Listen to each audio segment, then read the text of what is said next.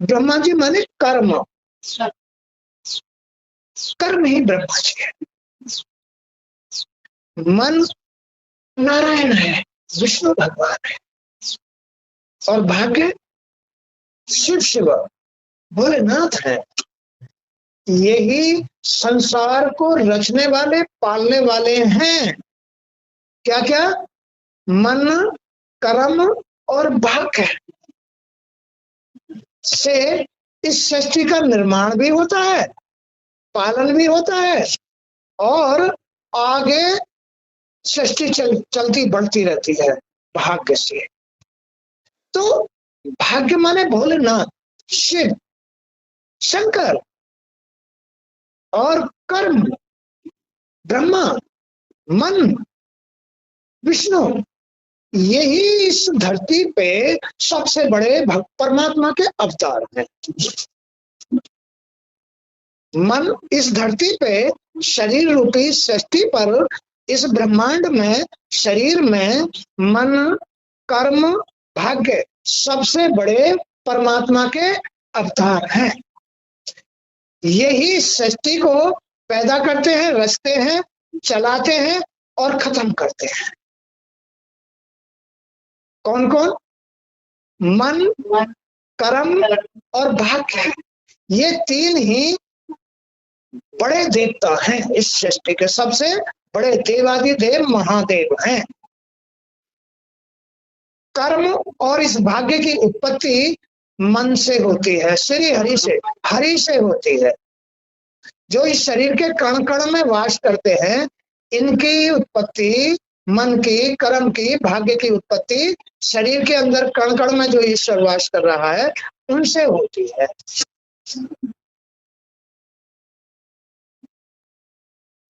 तो यहाँ इस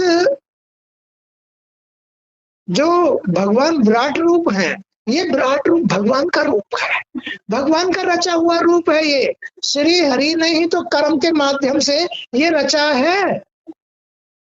जब ये रच के आया गर्भ में, तो ये महान विराट पुरुष था। विराट पुरुष भगवान का स्वरूप था, सत में था, जो गर्भ में भी नष्ट नहीं हो पाया, सत से नहीं हो पाया, सतधारी था, नारायण का रूप था। इसलिए ये वहां बस स्वयं प्रकाश में अपना जीवन 9 महीने व्यतीत करके आया, कुछ नहीं हो पाया इसको। जबकि 1 मिनट से ज्यादा बच्चा कहीं भी सांस रोक के रह ही नहीं सकता, वहां तो वो 9 महीने रहा, वहां तो उसको कुछ नहीं हुआ, क्योंकि वो प्रकाश में था, क्योंकि उसको श्री नारायण का रूप प्राप्त था, सत्य प्राप्त था। इसलिए उस पर संसार का, मृत्यु का कोई असर नहीं पड़ा। ब्रह्मा जी ने कहा, उस विराट पुरुष के मुख से वाणी, तेजस्वी अग्निदेव प्रकट हुए मुख से। नारायण, वो पार ब्रह्म परमेश्वर रूपी जो नारायण इसके अंदर वास करते हैं, उन्होंने ही आदमी का मुख तैयार किया है, जिह्वा तैयार की है। इनके इस सृष्टि में नाम है अग्निदेव, ब्रह्मा जी, महादेव, विष्णु जी, मन विष्णु जी, ये उनका ही तो रूप है। भाग्य शंकर भगवान, ये उनका ही तो रूप है। कर्म ब्रह्मा जी, ये उनका ही तो रूप है। मुख उनका ही तो रूप है। वाणी पर सरस्वती, उनका ही तो रूप है। मुख में किसका वास है? अग्नि का वास है। मुख में अग्नि का वास, थोड़ी में यमराज का वास है, भुजाओं में इंद्र का वास है, कंठ में ब्रह्मा जी का वास है, सरस्वती का वास है। तो इस तरह से ये सारा श्री हरि का ही विराट स्वरूप है। जब ये गर्भ में था, तो उस विराट पुरुष के मुख से वाणी और तेजस्वी अग्नि देव प्रकट हुए। उसकी जिह्वा से अमृत में अन्न, सभी प्रकार के रस और विष उत्पन्न करने वाले वरुण देव प्रकट हुए। उनकी नाक से 5 प्रकार के प्राण वायुदेव उत्पन्न हुए। ये सब भगवान की रचना है। सारे देवी देवता उनके ही द्वारा प्रकट हुए और वो इस रचना में ही वास करते हैं। कहाँ कहाँ वास करते हैं? नेत्रों में, कानों में, नाक में, मुंह में, हाथों में, पैरों में, कंठ में, हृदय में, गुदा में, भाग्य में। ये उस परमात्मा के वो अंग हैं जिनमें ये संसार भर के सारे देवी देवता वास करते हैं। तो ये साधारण चीज नहीं है ना। इस विराट पुरुष में आंख व्यर्थ है, ना नाक व्यर्थ है, ना कान व्यर्थ है, ना हाथ व्यर्थ है, ना पैर व्यर्थ, कुछ भी व्यर्थ नहीं है। सब भगवान का स्वरूप है। कैसा खेल है ये? सब भगवान का स्वरूप है। भगवान पैर से उड़ो और ये खाना बंद करो, हाथ जोड़ो, बंद करो इनको।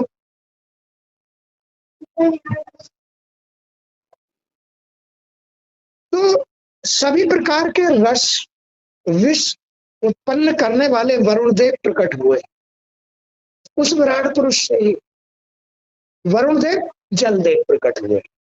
उनकी नाक से पांचों प्रकार के प्राण, जो इस शरीर की जरूरत है, प्राण आ जाना, पांचों प्रकार,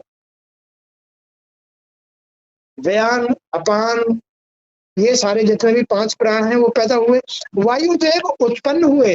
अनेक प्रकार की औषधियों और विविध गंध उत्पन्न करने वाले देव अश्वनी कुमार प्रकट हुए उस श्री हरि से ही। जो तुम्हारी नाक में ये सूंघने का काम करते हैं ना, जो सुगंधी आ रही है, बड़ी अच्छी सुगंधी आ रही है, बड़ी बदबू आ रही है, ये भगवान के अवतार हैं अश्वनी कुमार। कोई जलदेव प्रकट हुआ जो रस और विष तैयार करते हैं इस शरीर के अंदर। रस भी, आनंद भी और कष्ट भी। शरीर के अंदर जो मन है, जो शरीर के अंदर पानी बह रहा है ना, जैसा पानी, जैसा परिवर्तन, वही पानी अमृत बन जाता है, वही पानी विष बन जाता है। तो ये सब विराट पुरुष से पैदा हो रहे हैं। शरीर के अंदर जो श्री हरि वास करते हैं उनसे उनसे प्रकट होता है। उनके नेत्रों से तेजों में प्रकाश से अंधकार को दूर करने वाले सूर्य देव प्रकट होते हैं। श्री हरि से ही ये रोशनी सूर्य देव, ये चंद्रदेव, बाईं आंख चंद्रदेव और दाईं आंख सूर्य देव होती है। उसके कानों से शब्द और आकाश निकले। कानों से शब्द और आकाश, माने कानों से ही कुछ सुनता है। ये शब्द सुन करके फिर आकाश, ये आकाश पैदा हुआ इन कानों से, शब्दों से ही दिमाग चलता है।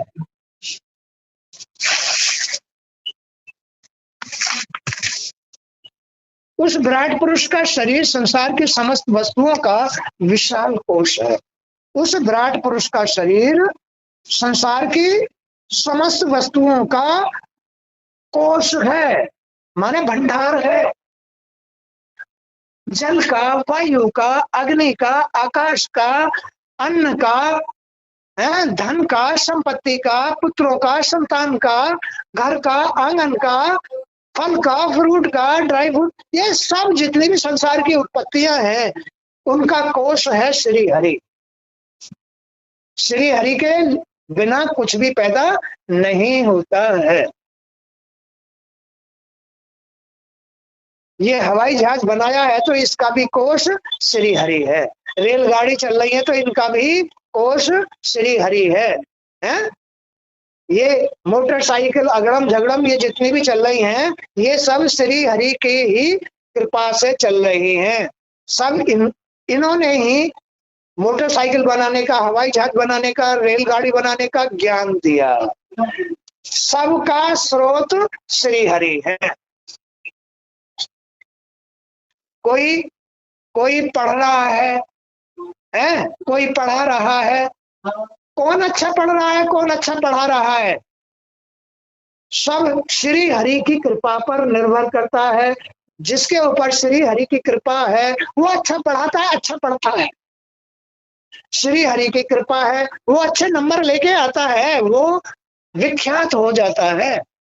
श्री हरि की कृपा, सब बातों का कोश है श्री हरि। किसी का बड़प्पन, किसी का गिरना, सब श्री हरि पर निर्भर करता है। किसी के काम चल रहे हैं, किसी के बंद पड़े हैं, कोई फेल है, कोई रोगी है, दोषी है, उन सब की बातों का मूल है श्री हरि। हरि के बगैर पत्ता भी नहीं हिलता है, चाहे रोग हो, चाहे आनंद हो, चाहे कुछ भी हो। माने जीवन का आधार श्री हरि है। सत्य, तो फिर सत्य को धारण करके रहो, सत्य की सेवा करो, वो तुम्हें कष्ट नहीं आने देंगे, उनकी कृपा मिल जाएगी। तुम्हारे जन्म जीवन का आधार है श्री हरि, सत्य नारायण, लक्ष्मी नारायण आधार है। तो फिर जब वही मूल है, वही स्रोत है, तो फिर हर चीज को पाने के लिए उनकी सेवा कर लो, सब कुछ मिल जाएगा। फिर क्यों भटक रहे हो इधर उधर? नहीं बैठ सकत पारा। हर बात का मूल है सत्य, सत्य, सत्य। लक्ष्मी नारायण मानी शुद्ध भावना और शुद्ध मन। यह संपूर्ण विश्व जो पहले कभी था, पहले कभी था, कब था? तुमसे भी पहले था, उनसे भी पहले था। नारायण जब थे तब से ये विश्व रचा हुआ है। नारायण जब से थे, जब थे तब से ये विश्व चल रहा है। कब तक रहेगा इसका कुछ भी अता पता नहीं है। वो तो सत्य हैं, अजर हैं, अमर हैं, वो तो विश्व, विश्व स्वरूप है, उनको कभी मौत नहीं आती है, इसलिए ये तो सदा रहेगा, ये तो अजर अमर है। ये संपूर्ण विश्व जो पहले कभी था, जो अब विद्वान है, अब भी है, जो और आगे रहेगा, आगे भी चलेगा, ये तो उस सबको ये विराट पुरुष अपने में समेटे हुए हैं। विराट पुरुष माने श्री हरि, जो हर बात का, शरीर का भी, तुम्हारे जीवन का भी, बच्चों का भी, घर का भी, आंगन का भी, खाने का भी, पीने का भी, सबका मूल है श्री हरि। ये सबको अपने में समेटे हुए हैं। पूरे संसार को, पूरे विश्व को, जो विश्व में तैयार हो रहा है, रुपया, पैसा, कपड़ा, बच्चे, अगड़म झगड़म, देश विदेश, जल, पहाड़, वायु, अग्नि, जल, वायु, सब आकाश, सब श्री हरि ने अपने में समेट रखे हैं। इनकी ही उत्पत्ति है, ये सब सत्य की उत्पत्ति है। फिर सत्य की, जब सत्य इतना बड़ा है, सत्य इतना महान है, तो फिर सत्य की शरण में रहो, फिर सत्य को अपनाओ, फिर सत्य को कभी मत ठुकराओ, फिर सत्य की सेवा करो, फिर सत्य को पहचानो, फिर सत्य का नियम धर्म धारण करो। फिर क्यों सत्य को भूल रहे हो? जब सब कुछ श्री हरि सत्य में ही है, फिर क्यों तड़प रहे हो? अन्न के लिए, धन के लिए, पैसे के लिए, संपत्ति के लिए, हैं? क्यों तड़प रहे हो? श्री हरि की शरण में चले जाओ। श्री हरि को रोज नित्य प्रतिदिन याद रखो, उनकी सेवा सत्कार, उनके नियम धर्म याद धारण करो, तो भटकना बंद हो जाएगा।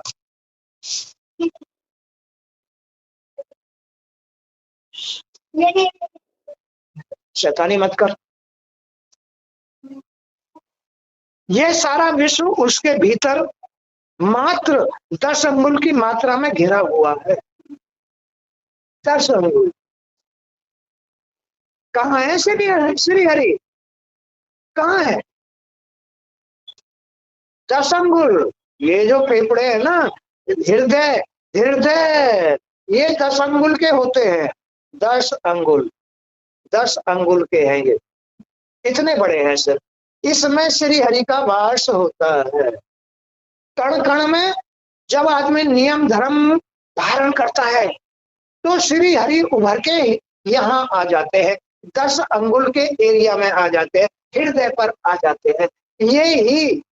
यही तो भय आता है, धड़कने लगता है भय से।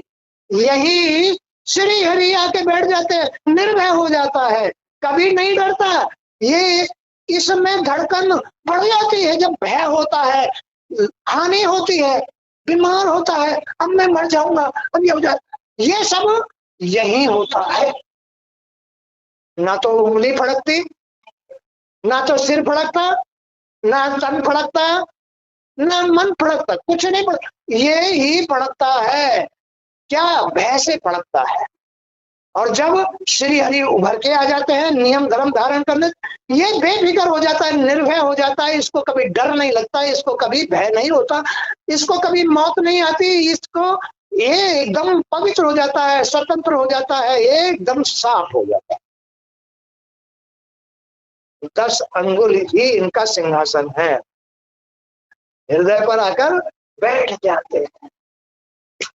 पवित्र सत्य है, भय भी भाग गया, रोग भी भाग गया, दुख भी भाग गया, चिंता भी भाग गई, टेंशन भी भाग गई। मेरा हरि सब कुछ ठीक कर देगा, ये विश्वास काम करेगा। जहां भय नहीं होता वहां विश्वास होता है। विश्वास श्री हरि की उपस्थिति है, विश्वास श्री हरि की उपस्थिति है, मौजूदगी है, जिसमें डर नहीं लगता है, जिसमें विश्वास होता है, सारे काम फटाफट होते हैं। जहां विश्वास होता है वहां विष नहीं होता, अमृत होता है। राक्षसों ने अमृत को छीन लिया, राक्षसों ने, बुराइयों ने अमृत को छीन लिया, लेकिन फिर भी भगवान मोहिनी रूप धारण करके, मोहिनी रूप धारण करके विष को ले लिया और देवताओं को पिला दिया। अच्छाई को, भगवान अच्छाई के साथ होते हैं, अच्छाई को ही अमृत देते हैं, अच्छाई को ही अमृत देते हैं, विष नहीं रहने देते। वहां विष को दूर भगा देते, भाग जाओ ऐसे, सिर काट के भगा देते हैं। राहु का सिर काट दिया क्योंकि वो राक्षस था,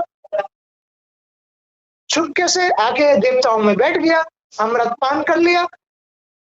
तो अमृत राक्षसों के लिए थोड़ा ही है, उन्होंने तुरंत उसकी गर्दन काट दी। ये तुम्हारे लिए नहीं है, ये मेरे देवताओं के लिए, ये अच्छाई के लिए है, अच्छे लोगों के लिए ये अमृत, ये आनंद, ये सुख, ये शांति, ये निर्भयता, ये सभ्यता, ये शुद्ध व्यवहार, ये सच्चाई, अच्छाई मेरे मेरे भक्तों के लिए है, देवताओं के लिए है, शुद्ध मानवों के लिए है, तुम्हारे लिए नहीं। भागो यहां से, काट दी गर्दन। आज भी राहु केतु सूर्य को ग्रस्त है, सूर्य ने बता दिया था, सूर्य और चंद्रमा ने बता दिया भगवान को, भगवान ये राहु केतु है, राक्षस है ये राहु हमारी सभा में आके बैठ गया और अमृत पी लिया इसने। भगवान ने मोहिनी रूप से अपना रूप धारण किया और फटाफट चक्र धारण करके और उसका गर्दन उड़ा दी। किसकी? राहु की। अब जो गर्दन है ये तो राहु है और जो शरीर है ये केतु है।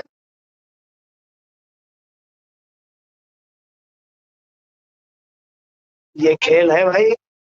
तो भगवान की जो लीला है वो सच्ची है, सच्चा खेल है।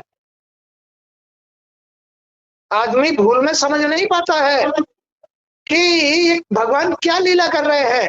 भगवान राक्षस प्रवृत्ति के लोगों को कभी भी सुख नहीं देना चाहते हैं। सुख अमृत आनंद केवल अपने भक्तों को, अपने देवताओं को ही देते हैं, राक्षसों को नहीं देते। राक्षस प्रवृत्ति के कौन लोग हो जाते हैं? जो अनियमित होते हैं, अधर्मी होते हैं, पापी होते हैं, जो खाने पीने स्वभाव व्यवहार से गंदे होते हैं, जो संगति और कुसंगति धारण करके रहते हैं। यही राक्षस, यही इनकी कमजोरी है। इस कमजोरी के कारण भटक जाते हैं, इनको सुख नहीं मिलता। ये संपूर्ण विश्व जो पहले कभी था, जो अब विद्वान है और जो आगे रहेगा, उस सबको ये विराट पुरुष अपने में समेटे हुए है। ये सारा विश्व उसके भीतर 10 मात्र अंगुल की मात्रा में घिरा हुआ है। 10 अंगुल मात्र। जो कुछ भी मनुष्य के कर्मों और संकल्पों से बनता बिगड़ता है वह उस सबसे परे है। मनुष्य है क्या? ये रचना ही मनुष्य है। किस लिए बन गई ये रचना मनुष्य? ये इसने गलतियां धारण करनी शुरू कर दी, माया भी कर्म करने लग गया, आचार विचार स्वभाव सब मायावी हो गए। भगवान तो मायावी नहीं है, मायापति होते हुए मायावी नहीं है। वो तो सत्य है वो तो सतधारी है, वो लक्ष्मी पते होते हुए भी बिल्कुल पवित्र है, माँ भी पवित्र और बाप भी पवित्र, दोनों पवित्र है। उन्होंने माया को धारण नहीं कर रखा है, लेकिन इस संसार में कोई भी जीव पैदा होता है वो मायावी बन जाता है, इसलिए ये इसको जीव कहा गया है, इसको ही मनुष्य कहा गया है। कर्मों के अनुसार ये मनुष्य बन गया, नहीं तो यही भगवान था, ये विराट पुरुष था। सत के साथ ये विराट पुरुष था। स्त्री सत में थी तो लक्ष्मी थी, पुरुष सत में था तो नारायण थे, तो यही लक्ष्मी नारायण है। सत का असत का खेल है, सच्चा परिवर्तन और झूठा परिवर्तन। ये झूठा परिवर्तन है, इसमें ही तो कुगति होती है। झूठे परिवर्तन में, सांसारिक परिवर्तन में, स्त्री पुरुष के परिवर्तन में ही तो कुगति होती है, यही तो करनी भरनी है। लेकिन भगवान लक्ष्मी और नारायण के परिवर्तन में कभी भी करनी भरनी नहीं होती, वहां तो सत्य सत्य, पवित्रता, सुख, आनंद, वैभव इनके पास निरा। कितने बड़े संसार को खिलाती है, पिलाती है, धन देती है, संपत्ति, सोना चांदी है, सब कुछ यही तो है। पूरे विश्व की रचना का रूप यही तो है। सबको धन बांट रही है, इनके हाथ से तो बस धन पूरे संसार को मिलता है, लेकिन कोई इनके दिए हुए धन से दारू पीता है, ये तुरंत शराब दे देती है। मेरे दिए हुए से तू जो है दारू पी रहा है, मीट खा रहा है, अंडा खा रहा है, जीवों की हत्या कर रहा है, अच्छा, तुरंत उसका विनाश करना शुरू कर देती है, विनाश करना शुरू कर देती है।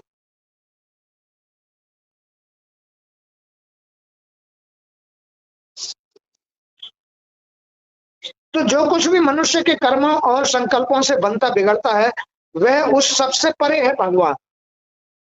भगवान इसलिए सच्चे हैं और मनुष्य इसलिए झूठा है कि वो कर्म करके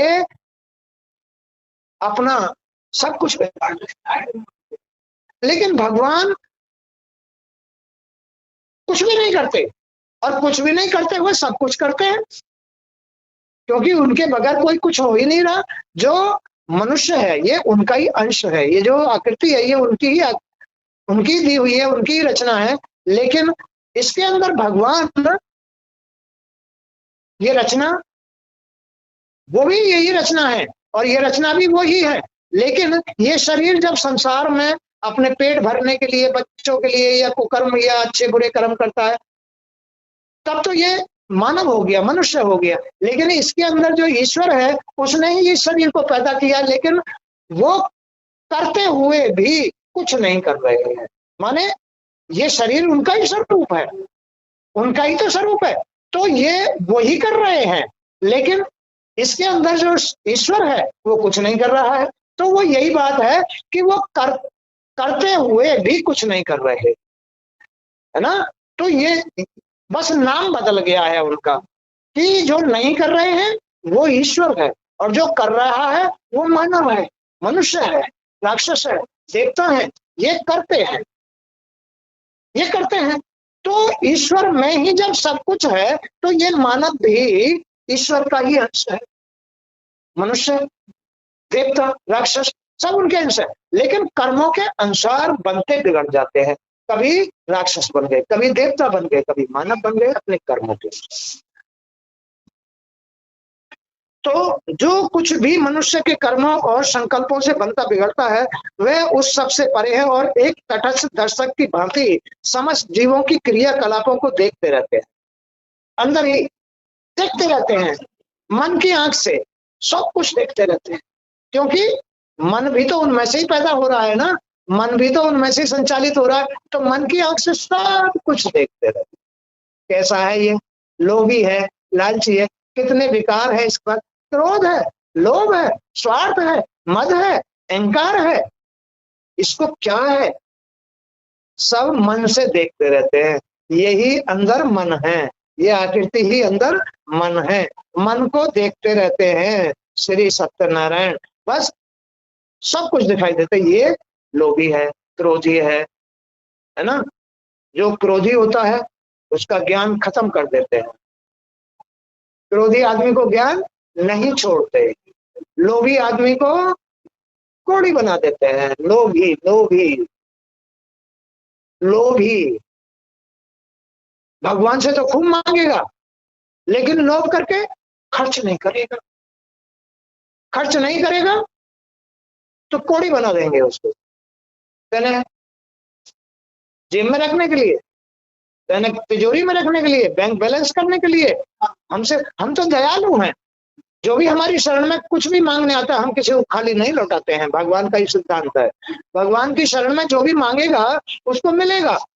बैरी भी, राक्षस भी, जो उनकी शरण में पहुंच करके कुछ भी मांगेगा उसको भगवान कभी खाली नहीं लौटाते हैं, नहीं लौटाते। तो उनसे ले लेकर के जो कंजूसी करता है वो कोढ़ी हो जाता है, शरीर से कोढ़ी हो जाता है, खराब हो जाता है, दाग दगीला हो जाता है, जो खर्च नहीं करता। हाँ, वही कोढ़ी होते हैं जो पिछले जन्म में भगवान से ले लेकर के जेब में रखते हैं, खर्च नहीं करते, बच्चे तड़पते रहते हैं, बीमारी में मरते रहते हैं और फिर पैसा खर्च नहीं करते हैं। तो लिया क्यों फिर? लिया क्यों? किस लिए लिया? भगवान तो अपने संसार को चलाने के लिए देते हैं, धन भी, अन्न भी, सब कुछ संसार को चलाने के लिए देते हैं। इन पर खर्च करो, इन पर खर्च करो, नहीं तो भगवान उसके कर्म के अनुसार कोड़ी बना देंगे। वह मोक्ष का स्वामी है, उसका पार पाना सहज नहीं है। जो शरीर के कण कण में वास करते हैं उनका पार पाना सहज नहीं है, उनका पार पाना सहज नहीं है। उसके चरणों में भूलोक, हृदय हृदय लोक और मस्तक लोक, ये सभी सातों लोग उपस्थित हैं। उसके भी ऊपर 3 लोकों जन, तप और सत्य लोक में क्रम से अमृत 6 अभय का नित्य निवास रहता है। अभी बताया कि श्री हरि में ही ये तीनों लोक उपस्थित हैं, है? आकाश लोक, अंतरिक्ष लोक, तप लोक यानी पाताल लोक। इस मृतलोक से तो सारे लोग अच्छे हैं, इस मृतलोक से तो पाताल लोक भी अच्छा है, वहां भी सत का पहरा है, सत सिवा सत का ही वास है पाताल लोक में भी। और जो देवलोक या और अन्य लोक हैं उनमें भी सत्य का वास है। केवल ये मृतलोक ही ऐसा है जिसमें गंदगी होती है। ये मृतलोक ही ऐसा, बाकी सारे लोग अच्छे।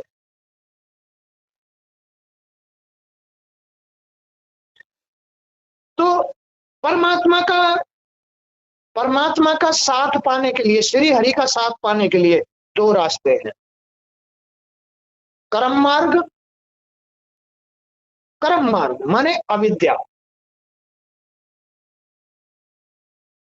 अविद्या रूपी कर्म मार्ग, और दूसरा है श्री हरि का भजन मार्ग, हरि का भजन मार्ग। यानी एक तो कर्म मार्ग, अपने कर्म से हवन कराओ, कथा कराओ, तीर्थ करो, बड़ों की सेवा करो, बच्चों का पालन पोषण करो, आने जाने वालों का आदर सत्कार करो, भीख भिखारी वालों को इज्जत। तो एक तो ये अविद्या मार्ग है, अविद्या मार्ग, लेकिन कर्म से मोक्ष जा सकता है। ये सांसारिक मार्ग है, गृहस्थी मार्ग, गृहस्थी में ही तो कर्म होते हैं। तो इस मार्ग से, ये मार्ग है तो गंदा माने झूठा, लेकिन इसमें अगर सत्य कर्म किए जाए, बड़ों की सेवा, इसमें भीख भिखारी वालों का आदर, आने जाने वालों का आदर, बच्चों का आदर, अपनी बहन बेटी का आदर सत्कार, लेन देन उनका किसी की आत्मा को चोट न पहुंचाना, किसी को दुख न देना, कष्ट, तो ये सत्कर्म है। सत्कर्मों से गृहस्थी में आदमी मोक्ष जा सकता है ये अविद्या मार्ग। अविद्या माने झूठा मार्ग, है ये झूठा मार्ग, लेकिन फिर भी कर्मों के सत्य कर्मों से मोक्ष जा सकता है। एक दूसरा है सतमार्ग, भागवत सुनना, भागवत सुनना, सुनाना, नियम धर्म धारण करना, संसार से विरक्त होते चले आना, ये सत पुरुषों का मार्ग है, सत मार्ग है, ये सच्चा मार्ग है। एक तो ये सच्चा मार्ग है भगवान को पाने का, मोक्ष प्राप्त करने का, कि संसार से इस भागवत को सुन करके अमल करते जाओ, संसार से अलग हटते जाओ। एक तो ये बिल्कुल पवित्र मार्ग है, एक तो मार्ग ये हो गया। दूसरा मार्ग है कर्म मार्ग, माने अपने बड़ों की सेवा करना, आने जाने वालों की सेवा करना, बच्चों की सेवा करना, अपनी बहन बेटी की सेवा करना, अपने भगवान की सेवा करना, माने सत कर्म करना अपने जीवन में। लोभ नहीं करना, क्रोध नहीं करना, झूठ नहीं बोलना, ये पाप है। ये पाप ही पुण्य को खत्म कर देते हैं। इसलिए पाप कर्म मत करो, पुण्य कर्म करो, इनसे तुम्हें मोक्ष भी मिल सकता है, आनंद भी मिल सकता है। तो एक तो विद्या और अविद्या दो मार्ग है। विद्या मार्ग में तो कोई कष्ट है ही नहीं, कोई बुराई है ही नहीं विद्या में। तो अविद्या में तुम अपने कर्मों से भी विद्या प्राप्त कर सकते हो। क्या? विद्या प्राप्त कर सकते हो। अविद्या मार्ग में भी अपने शुद्ध कर्मों से विद्या प्राप्त कर सकते हो, मोक्ष प्राप्त कर सकते हो, श्री हरि को प्राप्त कर सकते हो। इस झूठे रास्ते से दूसरा रास्ता है सच्चा रास्ता, सत मार्ग, जिसमें जिसमें श्री हरि की प्राप्ति, मोक्ष की प्राप्ति हो सकती है। तो इस तरह से आज का सत्संग भी यहीं तक। जय श्री कृष्ण। गुरुदेव वासुदेव आपकी जय। लोकनाथ जगत।